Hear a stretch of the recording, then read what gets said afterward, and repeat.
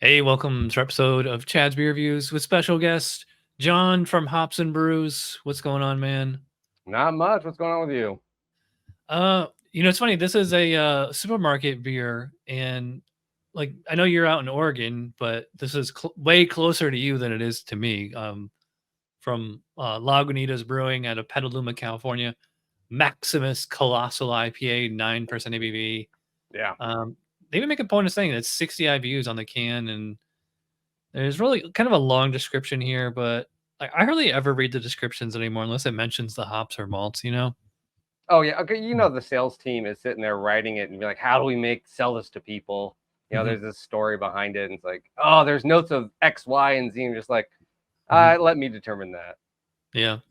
So I poured mine into the IPA glass, and it's kind of like a old school kind of coppery orange color.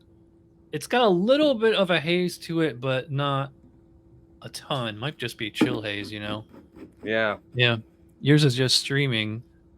Mine is just going up, but I got a glass that's got some nucleation on it, so it's just constantly going.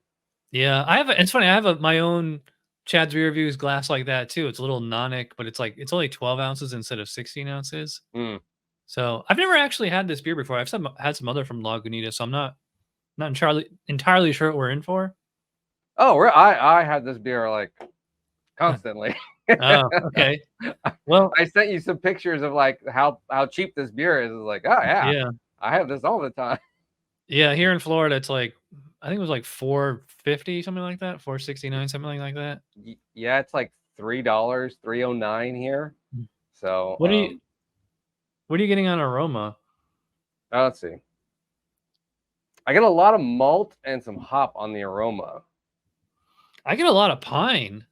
This Really? smells like a kind of old school East Coast IPA. Yeah, I can definitely smell what you're talking about. Mhm, It has more of that bread crackery aromatic to it. mhm, Definitely reminds me actually more to me the old school Northwest IPAs, the double IPAs that used to be early 2000s, 2010 era, mhm, where it was very bittering forward and not none of the Citra mosaic hops. mhm. So like I said, I think it said Cascade and something else Did on it? here. I thought I looked it up, and I think that's what it said somewhere. I mean, yeah, I could definitely see Cascade. Isn't that like the hop out of the Pacific Northwest, like Yeah, where that they and grow? Willamette. Yeah. Yeah, I get pine. I get like, yeah, kind of like a toasty or crackery malt base. I would not call it sweet smelling. It's No, definitely. it's definitely not a sweet. I wouldn't. It may look like a honey malt base, Mhm. but I don't smell that. Okay. You want some, Logan? All right, I guess we can dive in here. All right, Cheers. cheers. Yep.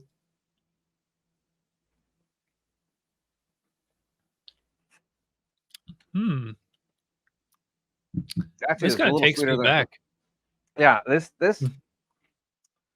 actually mine's a little bit warmer than I usually like my beer. Mhm. So because of that, I'm getting a lot more of the malt up front. Yeah, But I definitely taste the bitterness of the hops at the back end. What I could have sworn I saw this beer, and they gave me the hops used in it. well, you know what? The first thing that I noticed was like it has kind of like a kind of chewy mouthfeel for an IPA. It kind of reminds me of like Dogfish 90 Minute. Yeah, well, If, I mean, those are both imperial, 9% yeah, beers. I mean, this really should be classified as a double IPA at 9%.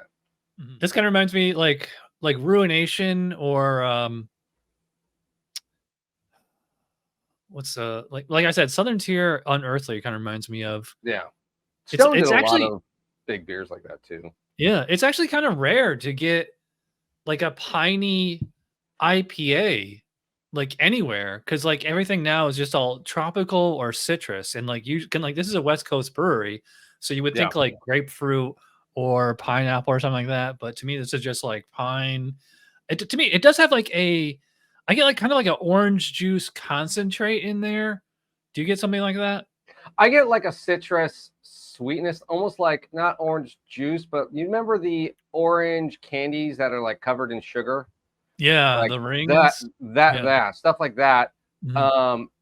Covered in like malt Mhm. and then pininess, piney oiliness is what I Mhm. get. Like my Yeah. tongue is coated and it's either oilness from hops or the malt. Yeah. Yeah, it's very resiny. It's almost like it's almost like a wet hop IPA. Yeah, well, actually, wet hop season is starting right now. So, Mm. I mean, maybe what I'm thinking of is Sierra Nevada Celebration, their Christmas IPA. oh yeah, that's very pine forward. Yeah. I think they even And put like that's a fruit chips. Chinook bomb. This one is I would assume this is like pretty much all Cascade. I looked it Year up on round. Untapped. It says this must be an old description because it says full of Simcoe, Cascade, and Centennial. Yeah, I could see that. I mean, that could be it. It's and then Munich malt and English crystal. So Yeah, I can definitely get the Munich malt. yeah. It's like slightly toasty or slightly Oktoberfest-y, you know? Well, yeah, that's where I think we're getting that malty, the maltiness coming in for instead of, I guess, how people used to call it juicy. Now, I think this used to be called a juicy IPA back early on because this is actually a Mhm. pretty old beer, if I remember correctly. Mhm. Um, but now this is what's called, dank, almost. Yeah, well, like, Dank's usually for, like, a herbal spicy sensation, like, kind of like a weedy kind of flavor. Mm. I get something I always have gotten on Centennial hops is I get like a slight kinda green tea Okay. flavor. Do you get that at all? No, I don't. I don't get that.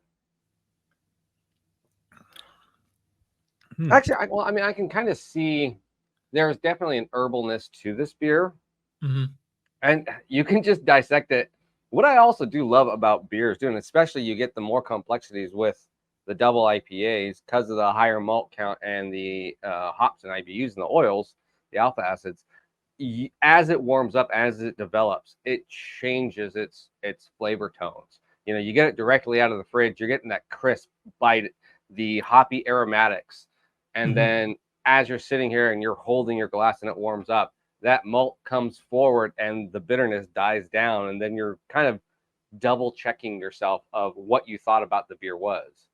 Hmm. Um, but all around, this type of beer I really enjoy because it's well rounded Mhm. for what I personally like in big IPAs.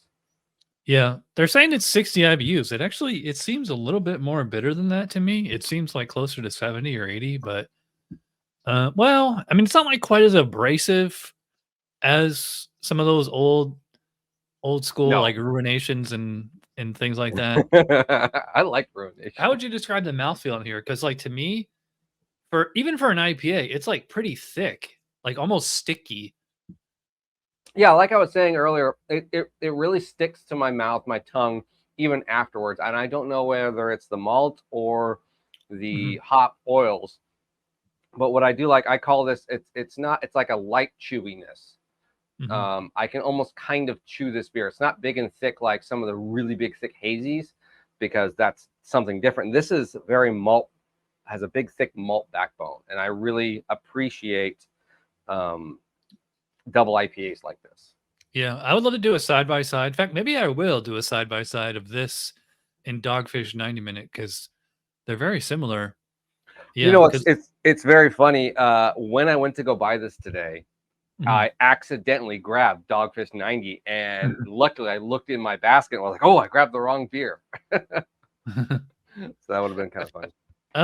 Yeah, so I would describe the mouthfeel on this as probably medium full. I don't think I would I don't think there's ever been an IPA that I would consider full bodied except maybe like Dogfish 120 or something like that, you know? Yeah, that's probably Um, what you'd go for.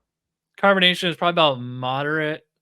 Um, but it's really drinkable for such a big, strong beer and fairly versatile because like I could see this would stand up to like pretty much any food. I don't know if Oh, do beer and food pairings on your show? Well, I'll slightly talk about it. Yeah, no, this I could so see myself having this with a big grilled barbecue burger, you know, something like that, or even some chicken. This is the type of beer I think of. If I'm grilling, I'm going to want something like this next to me. And as I smell stuff and eat stuff, this is the type of thing I want next to me. I know a lot of people like light beer, but it's like, no, this is what I want with my food. I like the complexity, the maltiness, the balance of the hops. I totally agree with what you're saying. It's versatile. It can hit a lot of things. Yeah, I like I said, kind of off camera, I've been drinking these a lot because they're cheap, but just because they're cheap doesn't mean they're not good. This is a good beer.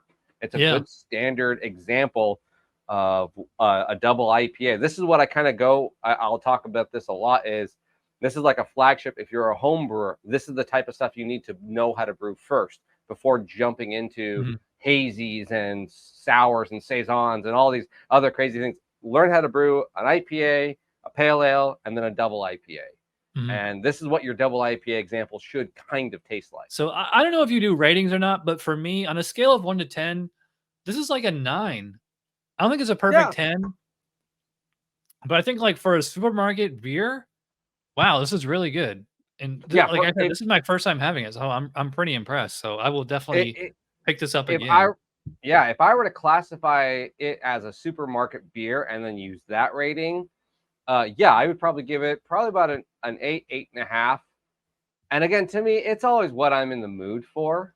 And this is, I see very little things wrong with this beer. There are a lot more positives. The only thing I can say is like, probably because they produce this so much, it's very hard to find a fresh can of it. And so supermarkets will always hold it. And so therefore, this might be why I'm getting that kind of crackery breadness. It could just be old malt. I tried to look at the date of my can, but it was unfortunately stamped out in a weird spot. So I don't know the canning date, the brew date, whichever one they put on here. Mine's about 2.5 months old. Yeah, and really you're looking at like probably with this high of an ABV, about 3 months is really kind of pushing it. But I don't know how long these sit. But like you were saying, if you're seeing people just drinking them all day long, maybe there's a great fast turnaround. But I don't know how much the brewery has in overstock type of a thing, you know? So like that would be probably my only little niche is like, I'd love to have a fresh can versus, and then go directly to the supermarket and then just buy the first one off the shelf and then compare the two and taste the difference to see how fresh I'm actually, or how much the taste is actually changing. But other than that, I love the West Coast styles. I like them way more than the new hazies, the new Citra bombs, even more so than the new like tropical juice beers that are coming out, IPAs that are coming out. I find those almost like cheating in a sense. This took time and effort for the original brewer to make, and then to actually work out the problems and how to make it this good consistently. And so I'll get 8.5. Okay, yeah. So I mean, we're like right there. So yeah. I know we're going kind of long, so stick around because John and I will be doing a podcast. I'm sure there's a link up there, down here somewhere, you know. And I will see you for the podcast, and I'll see you around. Cheers. Cheers. Probably be drinking more of this.